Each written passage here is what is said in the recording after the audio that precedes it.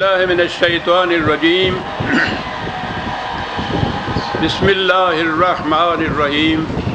عزیزان مان، آج جولائی 1984 کی 13 تاریخ ہے اور درس قرآن کریم کا اعادہ پھر سورہ عبس سے ہو رہا ہے، 80ویں سورت۔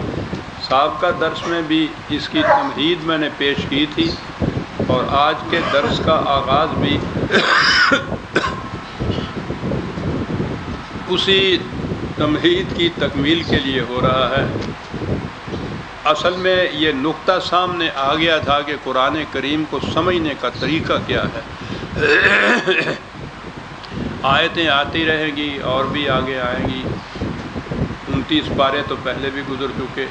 یہ اصول اگر آپ نے ذہن نشین کر لیے تو آپ خود قرآن سمجھنے کے قابل ہو جائیں گے۔ اور میں نے عرض کیا تھا کہ قرآن کے راستے میں جہاں اور روڑے اٹکائے گئے، رکاوٹیں پیدا کی گئیں، سازشیں ہوئیں، ان میں ایک چیز شان نزول کی تھی۔ قرآن کریم نے جن واقعات کا کوئی تصریحی ذکر نہیں کیا ہے، متعین طور پہ نہیں کہا ہے، کسی کا نام نہیں لیا ہے، بعد میں ان واقعات کو متعین طور پر بتایا گیا، نام لیا گیا، کہا یہ گیا کہ یہ آیت فلاں واقعہ کے سلسلے میں نازل ہوئی تھی، یہ فلاں شخص کے سلسلے میں نازل ہوئی تھی۔ یہ سب کچھ جو کیا گیا روایات کے ذریعے کیا گیا، اور جب ہم شان نزول کی روایات کو دیکھتے ہیں تو بیشتر ان میں سے وضعی افسانے نظر آتے ہیں۔ یہ تو آپ کو معلوم ہے نا کہ روایات وضع کرنے کا عام چلن چل گیا تھا۔ یہود و نصارہ بھی یہ کچھ کرتے تھے اور خود منافقین یہ کچھ کرتے تھے۔ انہی میں یہ حصہ جو ہے شان نزول کے متعلق واقعات اور افراد کا، بڑی کثرت سے یہ چیز آئی ہے، اور ان کی روح سے جو قرآن کا پھر مطلب سمجھایا گیا، پھر اس کی روح سے تفسیر کی گئی، انہی قصوں کی روح سے پھر ترجمے کیے گئے، تو کہیں ٹکتا ہی نہیں ہے انسان۔ لہذا یہ یاد رکھیے، قرآن سمجھنے کے لیے جو آیت بھی آپ کے سامنے آئے، جو مقام بھی آپ کے سامنے آئے، سب سے پہلے یہ دیکھیے کہ مروجہ ترجمہ یا تفسیر کیا ہے۔ اس مروجہ کے اوپر پہلے غور کیجئے۔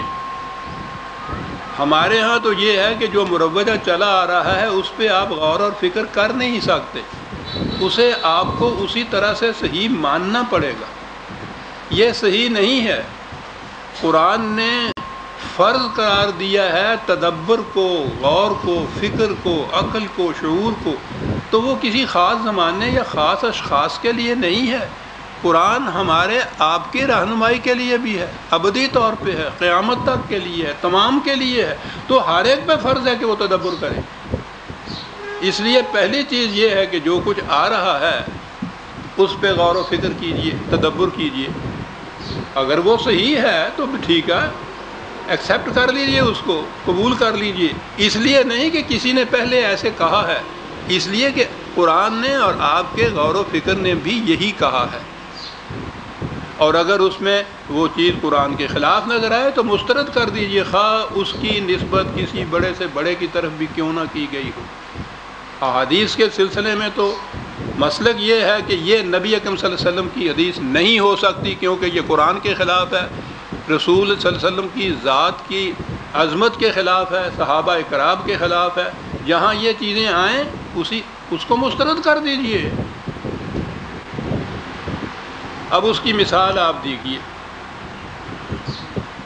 یہی سورہ عبسہ جو ہے، آپ کسی ترجمے میں دیکھیے، کسی تفسیر میں دیکھیے، 1000 برس سے جب سے یہ مدون آپ کے پاس آ رہی ہیں چیزیں، اس زمانے سے آج تک یہی کچھ اس میں ملے گا کہ عبسہ و تولا، رسول اللہ صلی اللہ علیہ وسلم نے تیوری چڑھائی، شکن پڑ گئے ماتھے کے اوپر، منہ بسورا، بہت بارہ فروختہ آپ ہو گئے، اس بات سے ان جاءہ الاعمی کہ ایک اندھا آ گیا۔ میں مروجہ بیان کر رہا ہوں۔ کہ بہت گراں گزرا آپ پہ، شکن پڑ گئے، منہ بسورا، آباسا، کس بات سے یہ گندا کیوں آ گیا؟ پھر کہا یہ کہ قریش کے کچھ بڑے بڑے سردار بیٹھے تھے، آپ ان کو وعظ و نصیحت کر رہے تھے، تبلیغ کر رہے تھے، اور وہ ماحول بڑا عمدہ آ رہا تھا، اور اتنے میں ایک صحابی کا نام ہے ابن مکتوم کہ جی وہ آ گئے، اور وہ آ کے بیٹھے، اور رسول اللہ صلی اللہ علیہ وسلم کو ایک بڑا گراں گزرا، ایسا کہ وہ ابسا و تولا، سخت قسم کے الفاظ ہیں کہ خدا کو یہ کہنا پڑا کہ ماتھے پہ شکن پڑ گئے، منہ بسور لیا تم نے، خدا رسول سے کہہ رہا کہ یہ اندھا کیوں آ گیا درمیان میں؟ اب یہی وہ جو مروجہ ہے نا، میں اسی کے مطابق پہلے عرض کیے جا رہا ہوں، وَمَا يُدْرِيكَ لَعَلَّهُ يَزَّكَّىٰ أَوْ يَذَّكَّرُ فَتَنفَعَهُ الذِّكْرَىٰ۔ رسول سے خدا کہہ رہا ہے کہ تجھے کیا پتہ ہے کہ یہ جو آیا ہے یہ کتنا فائدہ اٹھا جائے، اس سے اس کے اخلاق سنور جائیں، اس کی ذات میں نشو و نما ہو جائے۔ ویسے ہی ہے، یہ سمجھ سوچ کے بھی اس کے اوپر اگر عمل کرے تو اس کو بہت فائدہ ہو جائے۔ تمہیں کیا پتہ ہے اس چیز کا، اور تم نے اس کے آنے کے اوپر منہ بسور لیا اور ماتھے پہ شگن پڑ گئے رسول اللہ سے۔ پھر سوچ لیجیے، مروجہ تراجم کی روح سے اور تفسیر کی روح سے میں یہ عرض کر رہا ہوں، اما من استغنا فانت لہو تصدع۔ اور یہ جو مستغنی ہیں، پرواہ نہیں کرتے لیکن مال و دولت والے ہیں، تو ان کے پیچھے پڑا ہوا ہے کہ صاحب یہ کسی طرح سے مسلمان ہو جائیں، اور یہ غریب جو آیا ہے اس طرح سے اس کی پرواہ، یہ نہیں کہ پرواہ نہیں کی آپ نے، شکن پڑ گئے ہیں تمہارے ماتھے کے اوپر۔ سوچ رہے ہیں آپ کس کے متعلق کہا جا رہا ہے؟ خدا نے نہیں، قرآن کریم میں یہ نہیں ہے کہ یہ کس کے متعلق ہے۔ یہ ان روایات کی روح سے یہ ہوا ہے کہ یہ رسول اللہ صلی اللہ علیہ وسلم کے متعلق انت لہو تصدع وما علیک الا یزکا، تیرے ذمے تھوڑا یہ لگا ہوا ہے کہ تو ان تمام کو مسلمان کر لے جن کے پیچھے یہ کر رہا ہے۔ واما من جاءک یسعی وهو یخشی فانت عنہ تلہی، یہ جو مستغنی اپنے آپ کو سمجھتے ہیں، ضرورت ہی نہیں سمجھتے نہ اس پیغام کی، نہ اس قرآن کی، نہ اس تلقین کی، اور مال و دولت والے ہیں، مستغنی ہیں، میری کیفیت یہ ہے کہ تو ان کے پیچھے لگا ہوا ہے کہ یہ کسی طرح سے مسلمان ہو جائے۔ اور وہ جو آیا ہے یخشا، دل میں خدا کا خوف لیے ہوئے، قلب کو جھکائے ہوئے، نہایت اخلاص کے ساتھ تمہارے پاس وہ آیا ہے، فَأَنْتَ عَنْهُ تَلَہَا، تو اس کی طرف سے بے رخی برت رہا ہے۔ بے رخی نہیں ہے، بلکہ کیفیت یہ ہے کہ تمہارے ماتھے پہ شکن پڑ گیا کہ وہ آیا کیوں ہے۔ یہ ہے عزیزان من مروجہ تفاسیر اور ان کی روح سے تراجم آپ کے ہاں۔ یہ قرآن نے یہ نام نہیں لیا بس ہمیں کہ فاعل اس کا کون ہے، کس کے ماتھے پہ تیوریاں پڑی، کتنا افسردہ ہو۔ اگلی باتیں ساری اس کے متعلق ہیں، کچھ رسول اللہ صلی اللہ علیہ وسلم کے متعلق۔ تو میں نے عرض کیا کہ جو مروجہ چلا آ رہا ہے اس پہ کھڑے ہو کے غور کرو۔ یہ کسی گہری ارسطو کی دماغ کی ضرورت نہیں ہوگی اس کے سوچنے پہ کہ نبی اکرم صلی اللہ علیہ وسلم کا مقام اس سے بہت بلند تھا، اور اس کی وجہ ظاہر ہے۔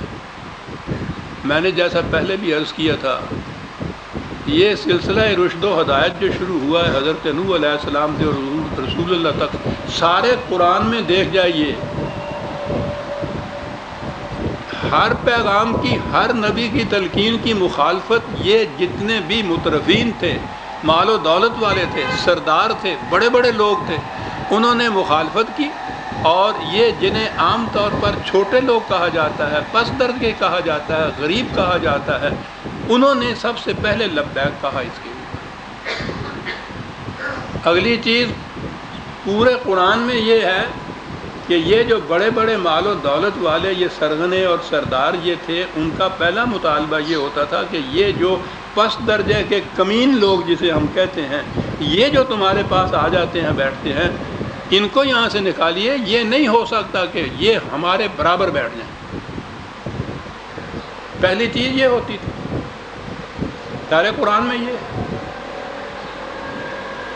اور ہر جگہ قرآن میں یہ ہے کہ پھر خدا نے انبیاء سے کہا یا انبیاء نے خود ان سے یہ کہا کہ میرے ہاں اس تلقین میں